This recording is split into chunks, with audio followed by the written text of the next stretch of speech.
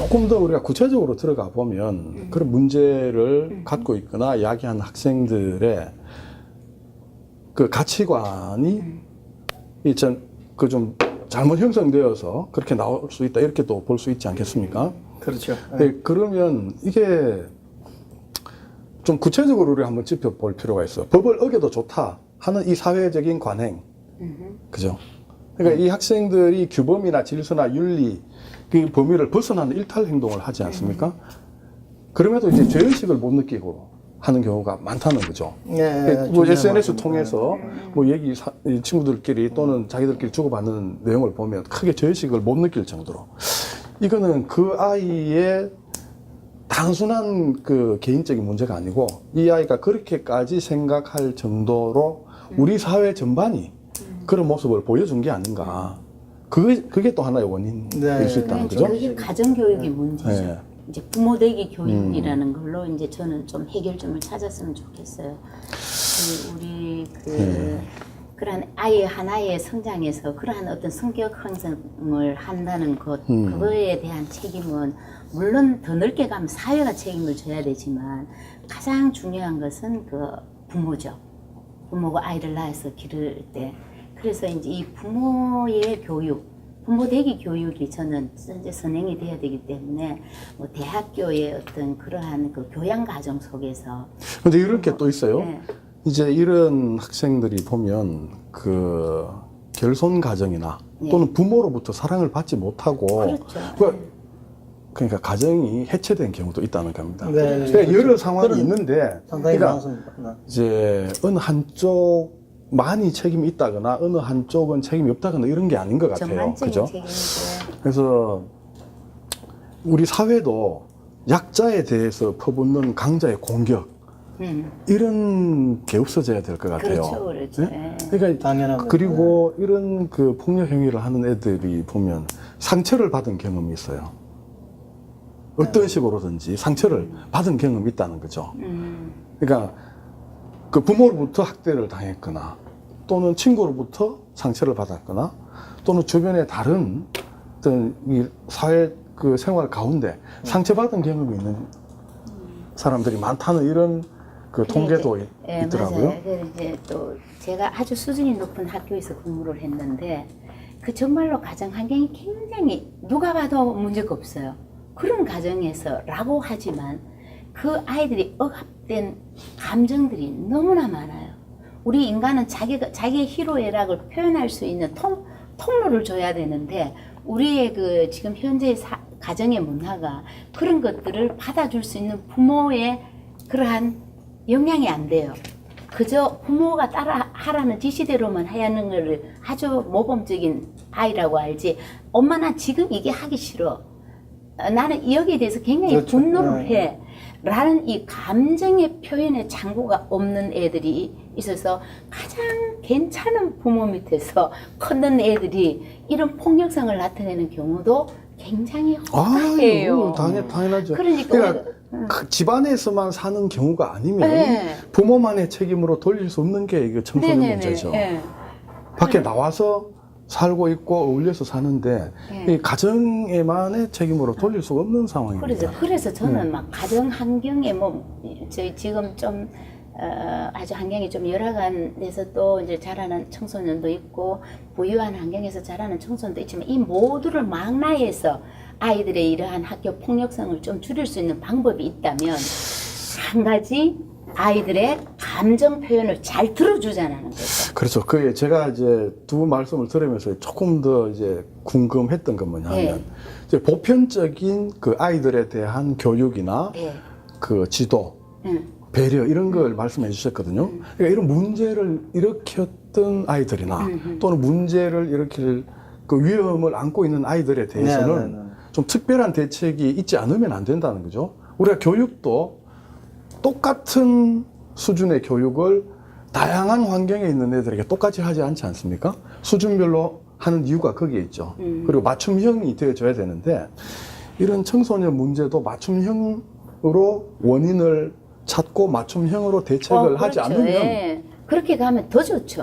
그게 네. 물론 더 좋겠지만 더 좋다기보다는 실제로 네. 그렇게 가야만 되는 거 네, 아닙니까? 그게 아주 이상형이고 지금 이제 여기서 하는 이야기는 그러면은 네. 아니요, 이런 게 있어요. 청소년을 위해서 우리 헌신한다, 노력한다, 네. 배려한다 하지만 이 청소년이라고 해서 말은 청소년이라는 단어로 하나지만 네. 그 청소년의 다양한 모습들이 있는데 처질 수도 있고 모자랄 수도 있는 네. 거란 말이죠. 네. 그러니까 이런 사회 문제가 되는 이 청소년들을 어떻게 이런 문제가 일어나지 않도록 할 거냐, 이건 좀 특별한 프로그램이 따라주지 않으면 안 될 것 같아요.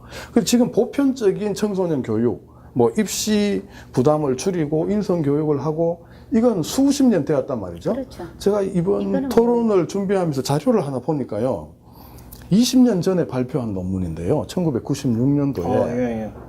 1996년도, 그러니까 지금부터 20년이 넘었죠. 20년 네. 넘었네요. 네.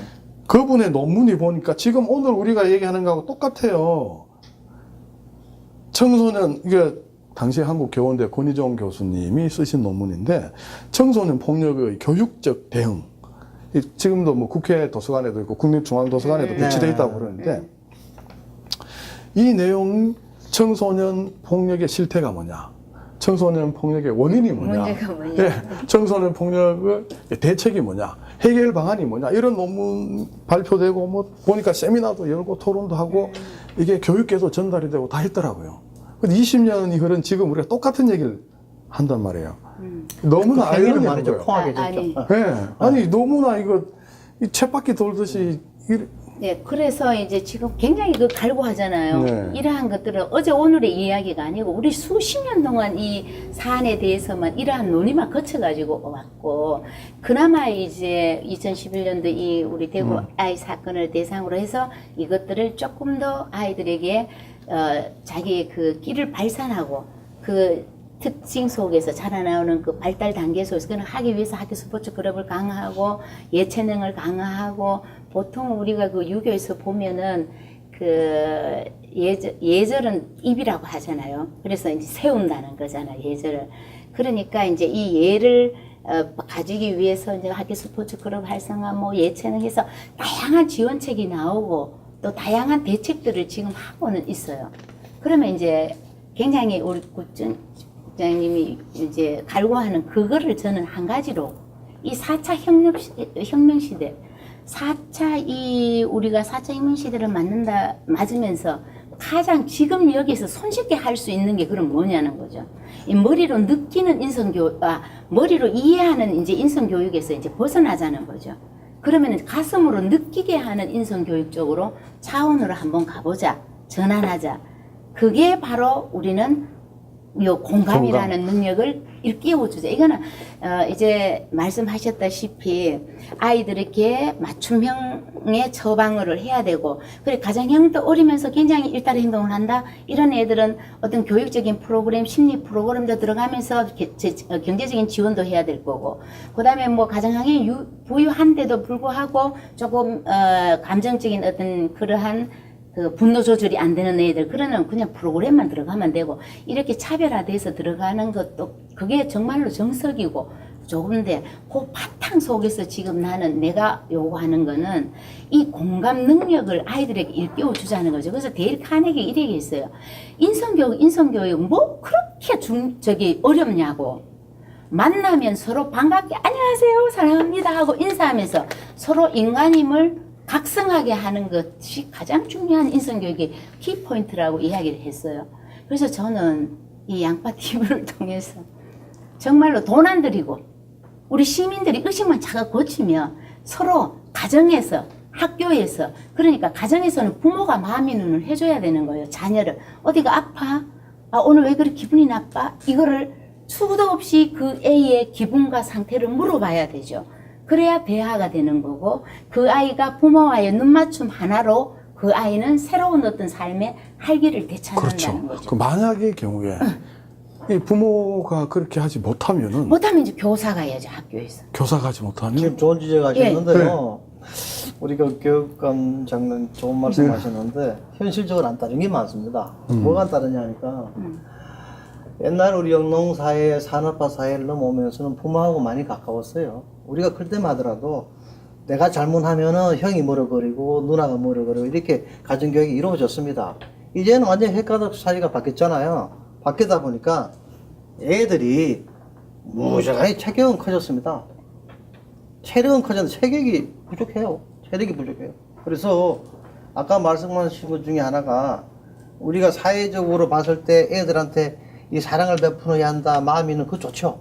그건 아주 기본적으로 필요한 겁니다. 그러나 그런 여건이 안 되는 사람들이 너무 많다는 거죠. 그렇죠. 엄청 많다는 거예요. 어려운- 그래서 이 중에 너무나 많은데 우리 권영수 교육관 좋은 말씀 하셨는데 자 사랑하자 뭐 하자는데 부모가 없어요.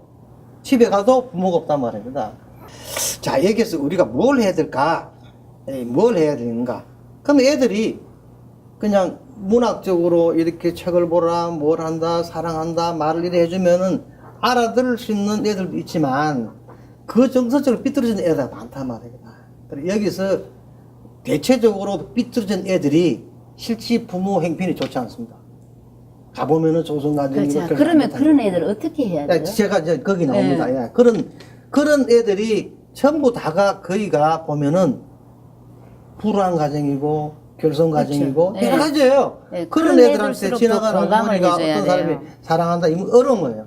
그럼 얘들이 동면상의 한 위치에서 그런 애들을 소외된 애들이 가장 우리 인간의 그 내면적인 것을 끄잡아내야 됩니다.